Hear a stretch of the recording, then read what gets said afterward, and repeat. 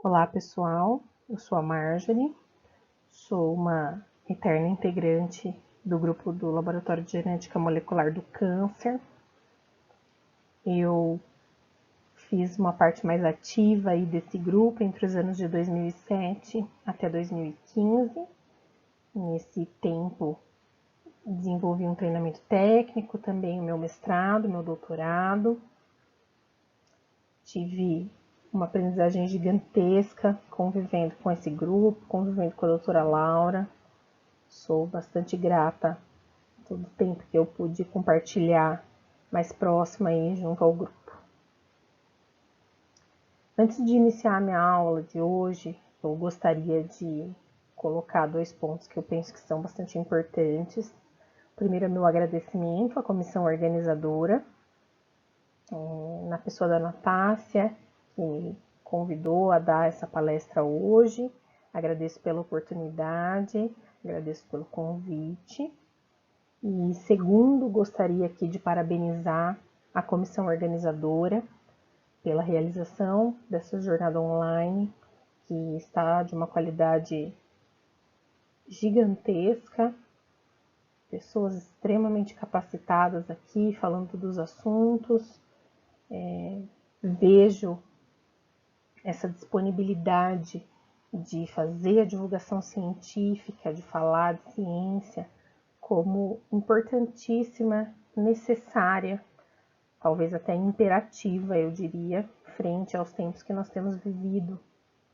Tempos esses em que os nossos governantes têm cortado verba de pesquisa, cortado bolsa de aluno de pós-graduação, têm feito falas desqualificando descobertas científicas e dados que seguem padrões rigorosos para sua produção, fazendo falas que beneficiam mais a si próprio do que aquilo que a comunidade científica sempre imaginou, né? Então, vejo essa iniciativa de organização desse evento como extremamente positiva e necessária e fantástica dentro desse contexto. Quero manifestar aqui a minha admiração, quero deixar o meu elogio e quero me disponibilizar para toda essa comissão organizadora a participar desses eventos de divulgação científica. Dito tudo isso, vou introduzir então a nossa aula. Hoje fui convidada a falar um pouquinho de obesidade e câncer de tireoide. Quando esse convite me foi feito pela comissão organizadora, a Natácia me colocou da gente tentar seguir a linha que foi utilizada nessa revisão temática, que foi escrita por mim, pelo Lucas, pelo Fernando e pela doutora Laura em 2014. Essa revisão está publicada no Endocrine Related Cancer. Deixei aí alguns dados para que vocês possam acessar depois. E essa foi uma das produções mais significativas que eu tive dentro da minha produção aí no GEMOCA. Antes de começar a falar dos dados dessa publicação em específico, queria gastar um pouquinho de tempo numa introdução para a gente compreender um pouquinho a obesidade e o câncer de tireoide. Então, todas as vezes que nós falarmos de obesidade dentro do contexto dessa aula, é importante compreender que a obesidade aqui, ela segue aquilo que é preconizado pela OMS. Ou seja, ela é analisada de acordo com o Índice de Massa Corpórea, ou IMC. Esse índice ele é calculado através da divisão do valor do peso do indivíduo pela sua altura elevada ao quadrado. Então, a gente tem aí um valor numérico final, e esse valor numérico, ele entra dentro dessas 4 categorias que estão aqui colocadas. Indivíduos com IMC abaixo de 18,5 são considerados abaixo do peso ou desnutridos. Indivíduos entre 18,5 e 25 são considerados indivíduos dentro de um peso normal ou eutróficos. Os indivíduos que têm valores de IMC entre 25 e 30, eles são classificados como acima do peso ou sobrepeso. E os indivíduos com IMC acima de 30 são classificados como obeso. Provavelmente, na literatura que vocês já conhecem, vocês devem ter visto subgrupos dentro dessa classificação dos obesos. Então, dentro aí desses IMCs que ficam acima de 30, ainda há faixas que são chamadas de obesidade de grau 1, quando o indivíduo tem um IMC entre 30 e 35, obesidade de grau 2, quando o indivíduo tem um IMC entre 35 e 40, e obesidade de grau 3, ou obesidade mórbida, quando esse mesmo indivíduo apresentar IMC acima de 40. Quando a gente pensa nesses indivíduos obesos no mundo, é importante analisar considerando esse mapa que eu trago aqui da World Obesity Federation, que mostra diferentes porcentagens com diferentes cores através aí dos territórios dos países do mundo.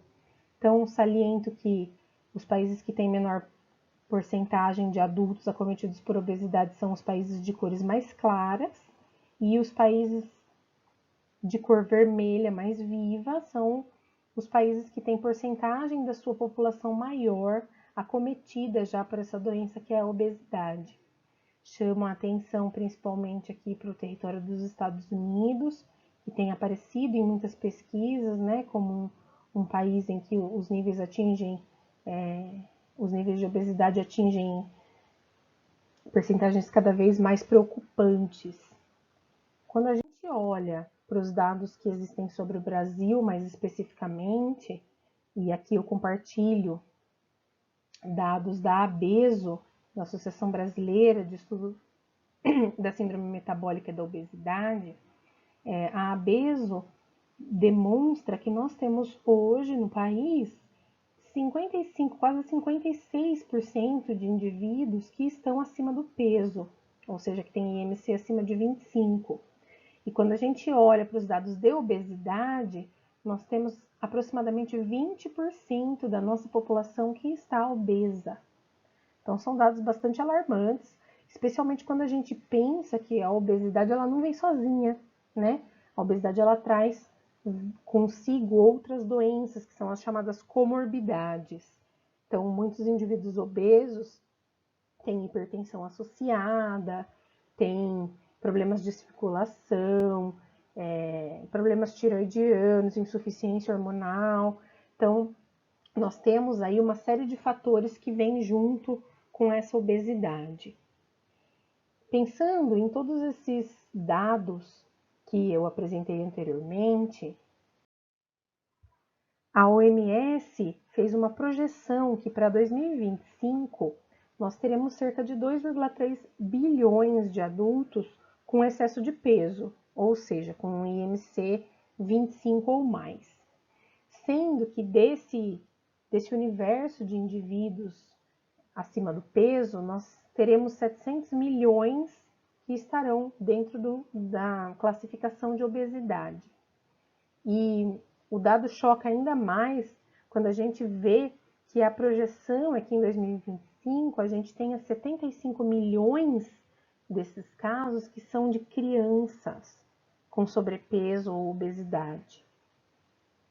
Voltando lá na questão das comorbidades, é importante a gente pensar o quanto é grave trazer dados desse tipo para crianças, porque a gente está falando de uma doença que se apresenta muito cedo na vida, e como é que essa criança vai chegar na fase adulta?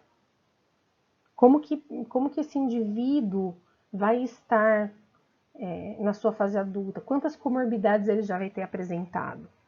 Então, a OMS traça essa projeção, considerando que não foram tomadas, e aparentemente não estão sendo tomadas, muitas medidas na contenção dessa epidemia de obesidade que a gente verifica recentemente.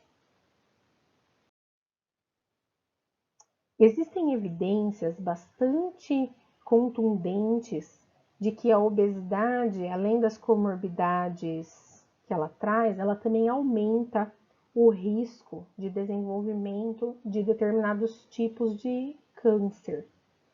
E, além de aumentar o risco de desenvolvimento, ela também traz características mais malignas, características de pior prognóstico para esses cânceres. Então, nesse painel, eu aponto os tipos de câncer que a IARC, a International Agency for Research on Cancer, reconheceu em 2016 como sendo tipos de câncer que existem evidências já contundentes, existem evidências convincentes, científicas, de que há uma relação estabelecida entre a obesidade e eles. Destaquei ali na cor vermelha, rosa, o câncer de tireoide, porque é nele que nós vamos nos ater durante a nossa aula hoje. Quando a gente fala de câncer de tireoide, a gente tem um universo grande de casos aí e é bastante perceptível que a grande maioria desses casos trata-se de carcinomas papilíferos ou de carcinomas foliculares. Esse grupo de tumores é também chamado de carcinomas diferenciados da tireoide. Por que diferenciados? Porque eles preservam características ainda da célula folicular da tireoide, ou seja, embora eles tenham as modificações neoplásicas, né, as modificações de malignidade, eles ainda lembram e eles ainda funcionam de forma parecida com a célula que é normal, né? Então, esses são os carcinomas diferenciados. Na nossa revisão, nós nos focamos nesses casos de câncer de tireoide, que são aí entre 90% e 95% dos casos de câncer de tireoide no mundo. Nós temos um grupo pequeno, que é chamado de carcinoma anaplásico ou carcinomas indiferenciados. Esses são cânceres muito agressivos, são cânceres que perdem qualquer similaridade com a célula folicular tiroidiana normal e cânceres que precisam de um outro tipo de abordagem clínica e, em geral, têm um prognóstico bastante comprometido. Quando a gente olha para dados de 2018 da Globocan, que reúne aí as estatísticas de câncer em todo o mundo, nós podemos aí verificar que na análise que inclui os dois gêneros, ou seja, homens e mulheres, o câncer de tireoide aparece contabilizando 3% mais ou menos desses casos no mundo. Chamo a atenção aqui para que, quando a gente olha apenas para casos entre homens, o câncer de tireoide já não entra aqui como tão significativo na questão da incidência dos cânceres masculinos. Mas, quando a gente olha para os casos de cânceres em mulheres, o câncer de tireoide está aqui, contabilizando mais ou menos 5% dos casos de todas as neoplasias que acometem mulheres. Esses dados aqui, eles se referem a uma somatória de estatística de todos os países, como eu disse anteriormente. Porém, quando olhamos para as estimativas do INCA, né, do Instituto Nacional do Câncer, para o Brasil em 2020, nós verificamos uma compatibilidade daquilo que é colocado pela Globocan lá em 2018 com o que é a previsão do INCA para esse ano. Então, entre as neoplasias que acometem mulheres, nós temos a glândula tireoide aqui, né, a neoplasia da tireoide, contabilizando 5,5% mais ou menos dos casos. Já em homens, não encontramos o câncer de tireoide de uma forma significativa, entre os primeiros aí em incidência. Essa relação entre doenças da tireoide e gênero já é bastante descrita na literatura, embora os mecanismos moleculares não sejam completamente desvendados aí, existe então uma incidência muito maior tanto de câncer de tireoide quanto de outras doenças da tireoide em mulheres. E aí, pensando nesses dados de câncer de tireoide e também nos dados de obesidade, nós fomos analisar um pouquinho da literatura para entender melhor desde quando se percebe essas relações, né? Então, eu já saliento que o nosso grupo não foi o pioneiro em observar essa relação entre o câncer de tireoide e a obesidade. Na verdade, é uma relação sugerida através de estudos observacionais desde a década de 80, né? O primeiro artigo que nós encontramos em busca no PubMed data de 1987, sugerindo que os indivíduos com maior massa corporal, né, com maior índice de massa corporal, apresentam mais risco de desenvolvimento, então, do câncer de tireoide. O nosso grupo observou essa relação também na casuística que foi estudada. Então, em 2012, nós publicamos esse artigo na Nutrition and Cancer, demonstrando que na casuística que tínhamos disponível, que era do HC da Unicamp, do ambulatório de tireoide da doutora Lígia, através de todas as análises feitas, nós mostramos que havia então uma relação entre o excesso de peso e o risco de desenvolvimento de câncer de tireoide, sendo que indivíduos que tinham IMC maior que 25 apresentavam 3,7 vezes mais risco de desenvolver câncer de tireoide ao longo da vida. E aí, como tem a questão das mulheres, quando a gente separava apenas a casuística das mulheres, esse risco se mantinha. Então, as mulheres que tinham algum excesso de peso, elas tinham um risco de quase 2 vezes mais de desenvolver câncer de tireoide em comparação a mulheres que não tinham esse sobrepeso.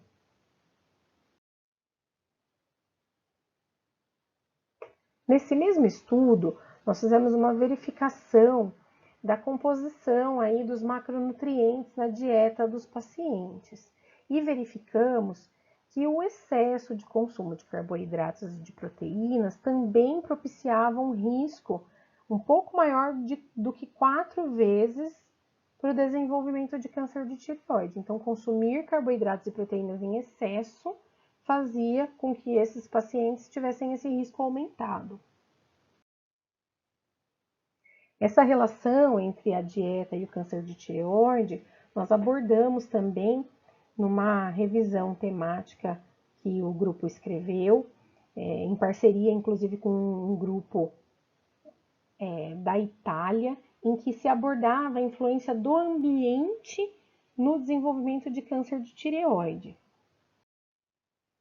Através daquilo que nós observamos no primeiro estudo que eu apresentei, então, nós fizemos a sugestão de que a ingesta de proteínas e de carboidratos, ela ia gerar alguns resíduos metabólicos, ela ia gerar alguns metabólitos que podiam causar desequilíbrios e podiam causar ali mudanças sistêmicas, seja através da resistência insulínica, no caso dos carboidratos, seja através da geração de nitratos e nitritos.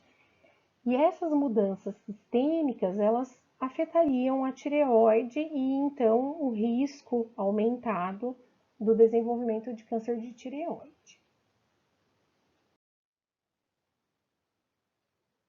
Bom, dado tudo isso, quando a gente foi convidado para escrever essa revisão temática sobre obesidade e câncer de tireoide, primeiro nós levantamos o que já tinha na literatura sugerindo essa relação. Os estudos observacionais, os estudos com os dados clínicos, então, se concentravam principalmente a partir do ano 2000, sendo que de 2000 a 2010 nós encontramos 8 estudos com cohorts bastante significativas, demonstrando que indivíduos com excesso de peso, seja ele sobrepeso ou obesidade, tinham riscos aumentados para o desenvolvimento de câncer de tireoide. Esse assunto ele acabou ficando mais em evidência durante o início dos anos 2000. E de 2010 até 2013, que foi quando nós iniciamos a escrita dessa revisão, nós encontramos 7 estudos, então num período bem menor, encontramos mais estudos com casuísticas também significativas, sugerindo essa relação. Então, aqui nós estamos falando de estudos observacionais, né? E isso deixava a gente com aquela pulguinha atrás da orelha, que era entender o que acontecia com esses indivíduos com câncer de tireoide, né, e que tinham essa obesidade prévia.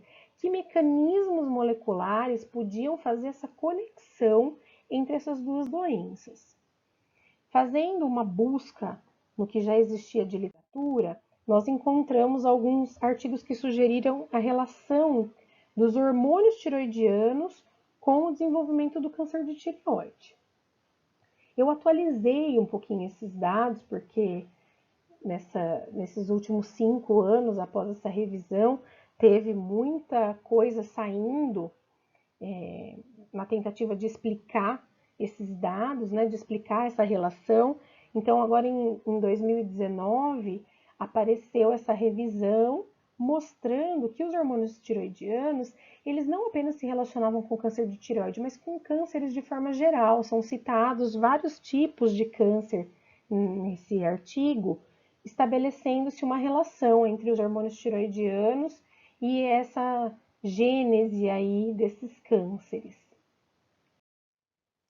Agora, em 2020, a JINS publicou um artigo mostrando alguns possíveis mecanismos moleculares da ação, então, do T4, do T3, do TSH, na estimulação dessas células tiroidianas, na agressividade aí desses tumores tiroidianos. E as vias com as quais esses hormônios interagem, elas são velhas conhecidas de quem estuda oncologia molecular, né? Então, a via da MAP quinase, a via de PI3K, a via do AMP cíclico. Os hormônios tiroidianos interagem com essas vias moleculares, que fazem o quê? Regulam expressão gênica, expressão proteica, aumentam proliferação celular. Então, são vias bastante genéricas, presentes realmente em vários cânceres, então dá para entender também por que essa sugestão de que os hormônios tiroidianos eles colaboram aí no desenvolvimento não só do câncer de tireoide, mas também de outros cânceres. Além das evidências a respeito dos hormônios tiroidianos, na época da nossa revisão, nós encontramos também dados consistentes aí que sugeriam que os indivíduos obesos, eles desenvolvem uma resistência insulínica importante, o que é bastante comprovado já na literatura de obesidade, né, chamado de diabetes do tipo 2, inclusive. E essa resistência insulínica, o grupo argentino, capitaneado por Rezônico, em 2009, mostrava que ela aumentava o risco do desenvolvimento de câncer de tireoide. Então, aqui a gente tinha indivíduos obesos e com resistência insulínica, e aqui a gente tinha indivíduos não obesos e sem resistência insulínica. E a resistência insulínica combinada com a obesidade aumentava muito a chance do indivíduo desenvolver o câncer de tireoide.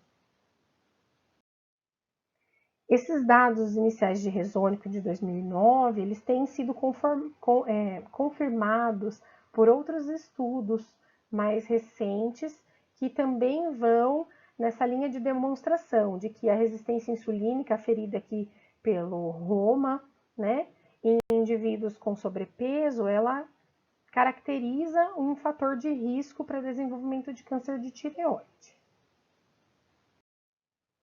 Além desses dados dos hormônios tiroidianos e da resistência insulínica, a gente tinha ainda, surgindo aí na literatura de câncer de tireoide, diversos artigos mostrando a relação entre inflamação e esse câncer.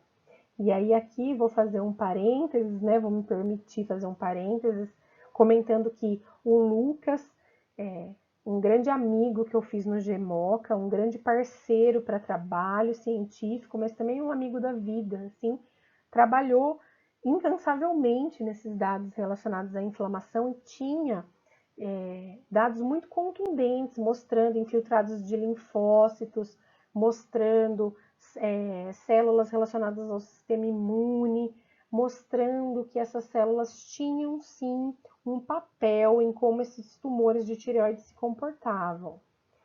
Tanto essa produção do Lucas foi expressiva, que nós fomos convidados também a escrever uma revisão a respeito desse microambiente inflamatório aí na carcinogênese tiroidiana. Então, havia dados bem importantes relacionados à inflamação e câncer de tireoide. E quando a gente olha para a obesidade, é impossível não pensar também em inflamação, né? Quando a gente olha para o tecido adiposo, o tecido adiposo ele tem modificações muito próprias e uma delas é acumular moléculas relacionadas ao sistema imune e à inflamação. Algumas delas foram estudadas pelo Lucas e outras chamaram atenção na época dos meus estudos de doutorado, que foram essas que eu marquei em vermelho, as adipocinas, pela possível ligação que elas podiam ter aí com todos esses fatores que eu comentei anteriormente. Então, a adiponectina, quando a gente foi olhar lá para as vias moleculares dela, ela se mostrava intimamente ligada à via do AMP cíclico, da mTOR, relacionada também com o ambiente tumoral, PI3K, AKT, então vias bastante conhecidas de quem estuda oncologia molecular. A grelina também tinha uma relação com a via de PI3K e AKT e com a insulina, então ela podia fazer uma ponte aí com os dados de resistência insulínica.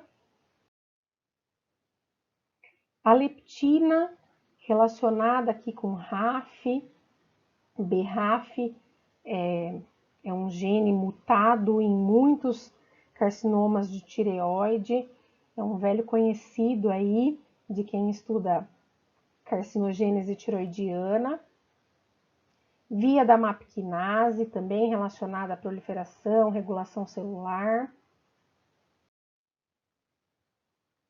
E tínhamos a resistina, que era também uma adipocina, e essa adipocina que fazia mais a ponte com a questão da parte imunológica, dos infiltrados de células imunológicas que a gente já tinha percebido nos carcinomas tiroidianos. Então, eu destaco aqui que a gente tinha um cenário que parecia que as coisas todas estavam intimamente ligadas, né? E foi essa investigação que eu realizei ao longo do meu doutorado. No início, nós tínhamos esses elementos separados, então se sabia que existia uma relação entre obesidade e inflamação, se sabia também que existia uma relação entre câncer de tireoide e inflamação e câncer de tireoide e obesidade. Olhando para os dados já comentados, a hipótese que eu formulei no meu doutorado era de que era nessa relação entre obesidade e inflamação que estava a ligação desses dois fatores com o câncer de tireoide. Então, não eram vias separadas, não era que a obesidade se relacionava separadamente e a inflamação se relacionava separadamente. Na verdade, era na intersecção desses dois fatores que a gente podia encontrar a ligação com esse risco para o câncer de tireoide e com essa relação com a carcinogênese tiroidiana. Estudando os níveis séricos de adiponectina, leptina, grelina e resistina, ficou bem evidente para a gente que os casos de câncer, então sempre à esquerda aqui nos gráficos, e os casos benignos sempre à direita, eles tinham expressões muito diferentes, disponibilidade dessa proteína circulante muito diferente, o que acabou levando a gente a perceber que essas adipocinas podiam ser bons marcadores diagnósticos. Então, elas discriminavam lesões malignas de lesões benignas da tireoide com facilidade e com boa acurácia e se mostravam pouco invasivas, porque afinal a gente precisava apenas de sangue periférico coletado desses pacientes para fazer essa verificação.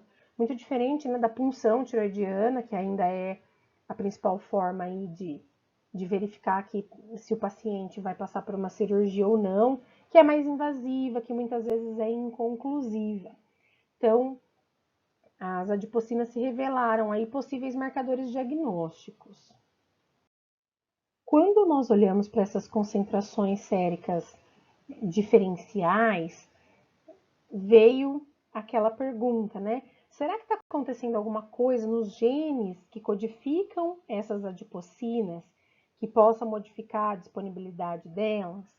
Então, fomos investigar alguns polimorfismos, algumas alterações genéticas, principalmente em região promotora, para tentar entender se existia alguma relação entre a presença dessas alterações e as concentrações séricas, ou seja, se podia ser meramente genético e não do perfil do indivíduo obeso com características inflamatórias.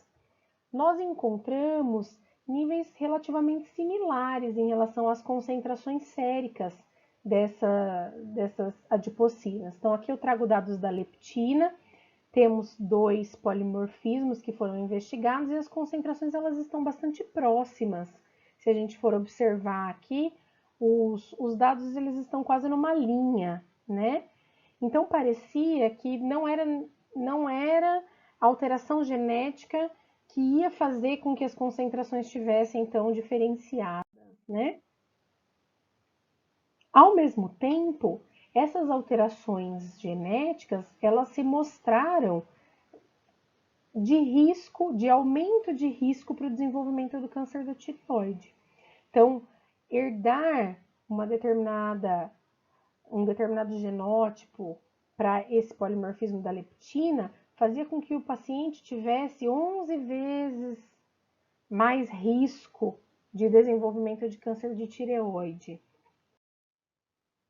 Assim como a variante aqui estudada, né, o genótipo AG, ele também levava a um aumento de risco, assim como o genótipo GG também propiciava um aumento de risco.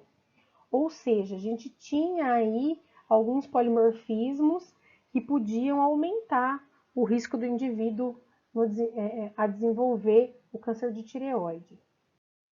Esses dados eles foram publicados no ano da minha defesa, mostrando então esses achados relacionados à leptina, aos polimorfismos e também às concentrações séricas de leptina, representando aí fatores de risco para câncer de tireoide. Esses dados foram publicados no International Journal of Endocrinology e davam algumas direções para as quais a gente podia olhar, então, e tentar estabelecer essas relações complexas que vinham se apresentando na literatura. Volto num esquema que nós apresentamos dentro dessa revisão temática, em que fica bastante difícil dizer que é apenas um dos fatores o grande responsável pela associação obesidade e câncer de tireoide. Na verdade, a literatura traz e continua trazendo de forma bastante importante que há multifatores relacionados à obesidade e ao câncer de tireoide e que eles podem inclusive se relacionar entre si antes de se relacionar com aí uma tumorigênese ou a forma de apresentação e evolução desses tumores. Então, esses mecanismos eles permanecem todos em investigação, a literatura vem trazendo novos dados, saliento que esse estudo das adipocinas ele foi uma novidade trazida pelo nosso grupo no meu doutorado. Hoje a literatura vem investindo bastante nesses dados iniciais que nós apresentamos e vem tentando desvendar esses mecanismos que relacionam a obesidade e o câncer de tireoide.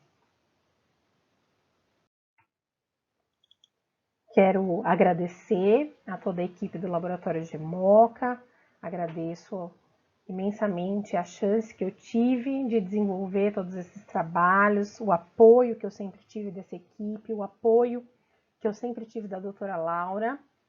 no desenvolvimento de todos esses trabalhos. Sou muito grata por poder ter compartilhado um pouquinho desses conhecimentos e por ter feito parte desse grupo por tantos anos.